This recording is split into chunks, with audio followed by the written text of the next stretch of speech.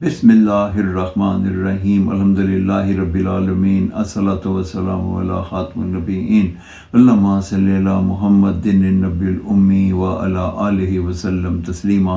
अस्सलामु अलैकुम व रहमतुल्लाहि व बरकातहू। मेरी आज की हदीस सही मुस्लिम 2755 नंबर। रहमतल लिल आलमीन खातिमुन नबिय्यीन हज़रत मोहम्मद सल्लल्लाहु अलैहि वसल्लम ने इरशाद फरमाया कि रमज़ान के बाद सबसे अफजल रोज़े मुहर्रम के हैं और फ़र्ज़ नमाज़ों के बाद सबसे अफजल नमाज रात की नमाज है। इस हदीस मुबारक का ये मफ़हूम है कि फरमान मुस्तफ़ा के मुताबिक रमज़ान के रोज़े तमाम रोज़ों से अफजल हैं। ये महीना बहुत ही खैर व बरकत और रहमतों का महीना है। इस महीने में अल्लाह ताला ने हमें लैलतुल क़द्र का तोहफ़ा अता फरमाया। खुश नसीब हैं वो लोग जो इस रात को पा लेते हैं। हमें भी चाहिए कि हम इस रात को पाने के लिए आखिरी अशरे में हर ताक रात में जुस्तजू करें, क्योंकि इसका सवाब तकरीबन 83 साल 4 महीने के बराबर है। अल्लाह ताला हमें इस पे अमल करने की तौफीक अता फरमाए। और माह रमज़ान के बाद सबसे अफजल रोज़े जो हैं वो मुहर्रम के हैं।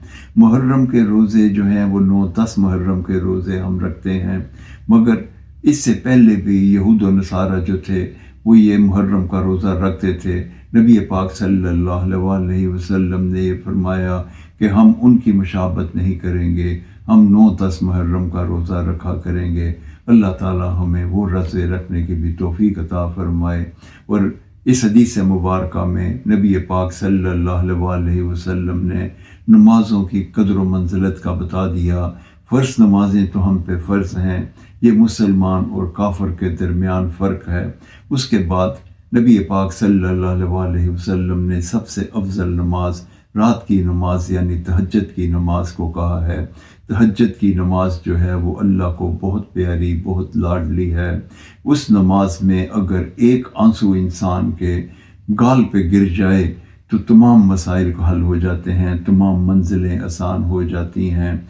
जो तहज्जुद की नमाज है वो मुअज्जिन की अज़ान से नहीं बल्कि दिल की अज़ान से पढ़ी जाती है। अल्लाह ताला हमें तहज्जुद कायम करने की तौफीक अता फरमाए। आमीन या रब्बल आलमीन। अस्सलामु अलैकुम व रहमतुल्लाहि व बरकातहू।